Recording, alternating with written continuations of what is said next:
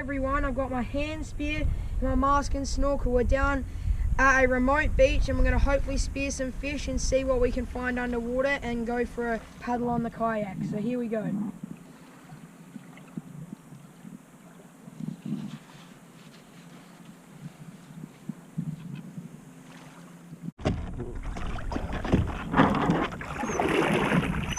Okay, so we just seen a monster blue crab, but I didn't really want to spear it because I'm not confident enough I'm going to get enough for a feed. So we let that one go and we're going to continue the hunt. So here we go.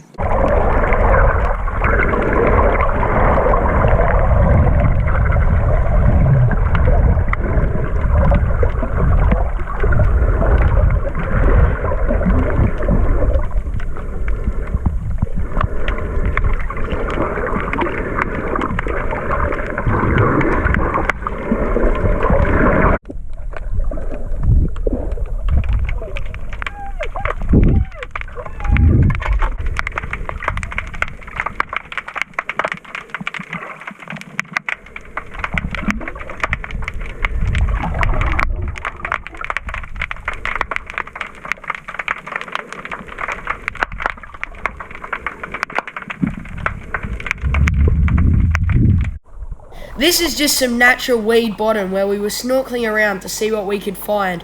We had our snorkels on and all we could find was some small weedy whiting, but it was still interesting to look at. But they really blend in a fair bit with the seaweed.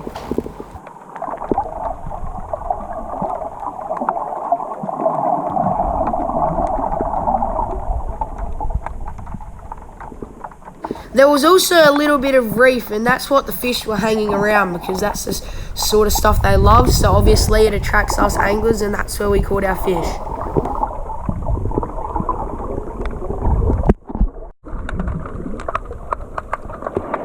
Most of the fish were hiding up and under the ledges. As you can see, a magpie perch just swam through, and we weren't going to spear that because it was way too small, but that's where all the fish were hiding under.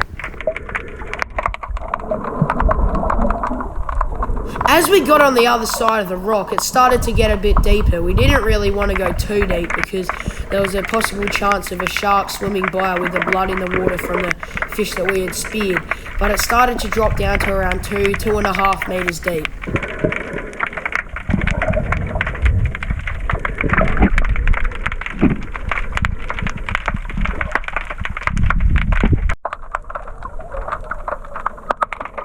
Perfect! Here's the fish we wanted, just swimming directly in front of us. I didn't have the spear with me at this moment in time, but it was still a really good fish. And there was more than one. We just swam up a bit further and we saw another one that's just a little bit bigger than the last one. It was really cool to look at and it was nice eating size. As you can see, most of the bottom that we were spearfishing was mainly rocks or seaweed, but there was a couple white patches in amongst it all. Okay, so I just hopped out the water. I saw this good dusty moorong, so I speared it in the head area, so it killed it pretty much instantly. And these are really good eating fish, so I shot what I'm going to eat, and we're going to eat this tonight. So it'll be really yummy. It's a great dusty moorong. Good shot. Look at that. I just speared another moorong. I think it's dripping blood, so better get it out of the water before a shark comes, but nice dusty moorong. We've just got back from the beach now and we've got our skinned dusty moorong, and if you want to see how we cleaned it, check out our first video with a salmon that we caught, and that'll show you how we cleaned it because you clean it the exact same way. So we've got our dusty moorong in this plastic bag, and we've got another plastic bag, and what we're going to do is we've got some self-raising flour. It can be plain or self-raising flour, but this is what we got. And you're going to open up the flour bag, and you want to get a fair amount in the bag so that you can cover your fish fillets in it.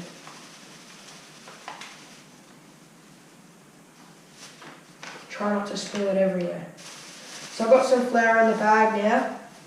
I'm going to pick up a bit of my dusty moorong that's been cleaned, or a few pieces, and stick it in the flour. And you want to keep some air in the bag so that when you shake it, the flour mixes around with the fish.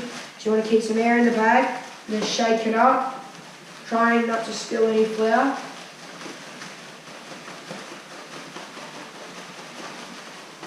And once they're covered with flour, you want to add another couple bits, not too many in the bag because then you won't have enough flour. You just got to remember to get some air in there. Make sure it's full of air and shake. So now we've got our frying pan. It's a normal frying pan. You're sticking it on the stove top and you're turning that on. And what you're going to do in the pan is you've got some extra virgin olive oil and you're going to pour that in. Not so the fish floats, just enough to get it soaked in there. Don't want it to float. Okay, so we've waited for the oil to heat up to temperature. It's probably been around 5 minutes or so and it's heated up now. So you can see it's a bit too much if you've got smoke coming out of it, but now it's just right. You can feel the heat coming off of the oil. So what I'm going to do now is I'm going to grab my fish out of the flour. I want to give it a bit of a shake to get all the excess flour off of it. And I'm going to move my pan back onto the hot part of the stove. I'm going to grab my dusty maul, lay it in the pan like that. I'm going to do it with a couple more bits. Got to remember to shake off the excess. Lay that in the pan. And do it for the rest of the fillets.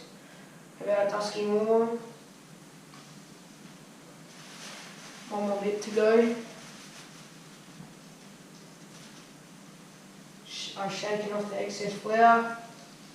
Now it's in the frying pan. Cooking with the oil. Don't want your oil too hot because as I said, you'll see smoke coming off of it on top and that's when you know it's too hot and you either have to turn it down or put it onto a different hot plate. So we'll come back when the fish is ready. Okay, so our fish is about ready to turn now. So what you have to do, you can tell that it's ready to turn when it starts to turn white on the sides. When you flip it over, you can see that it's starting to turn brown. So that's when it's ready to flip. So I'm going to flip all of these parts of the fish over so they get an even cook on both sides. And once I've done all of this, then we'll be ready to eat them. Okay, so the fish is about done. We've flipped it and all the oil's drying up. So now, as you can see, if I flip it over, it's golden on both sides and crispy. So what I'm going to do is I'm going to pick the pan up, bring it a bit closer to my actual plate. I'm going to grab the fish and stick it on there. Don't want it to burn yourself.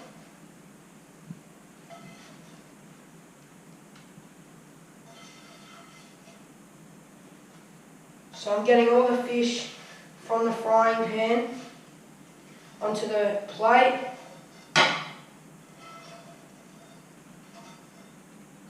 Last bit. Okay, so there's all of our lovely fish on the plate, and always check that your stove's off before you leave it and go eat your fish. I checked all of our things are off, and with your frying pan make sure it goes on the sink afterwards and make sure that it's cooled down so no one burns themselves. So now we're going to make a sandwich for our fish sandwich. So what we've got, I've got 2 bits of buttered bread, and we've got our fish.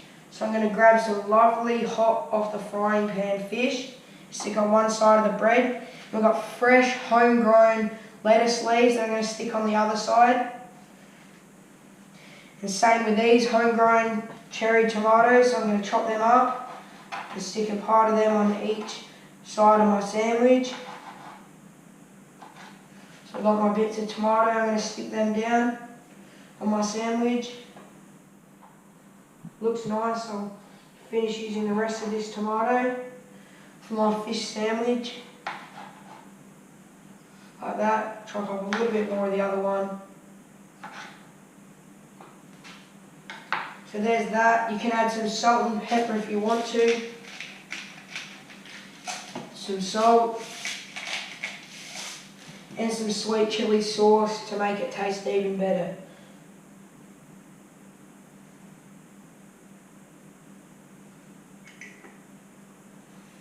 Okay, so there is our fish sandwich. Gonna grab this, fold it over, and there's your fish sandwich. Should be great to eat and it'll be really yummy. So here's the finished product of the day. We went down the beach, we went for a dive, we picked the fish that we wanted. That's the good thing about spearfishing is you can go down, see the fish you want, spear it and not catch any bycatch. There was plenty of other fish we could have speared for fun, but that would just be killing fish for no reason. So we got our dusky moorong, we speared it, and it died instantly from the spear. And now we cooked it, made it into a sandwich, and it's going to be really yummy for our tea. So that's just what can be accomplished in one day, and I had a hell of a lot of fun doing it.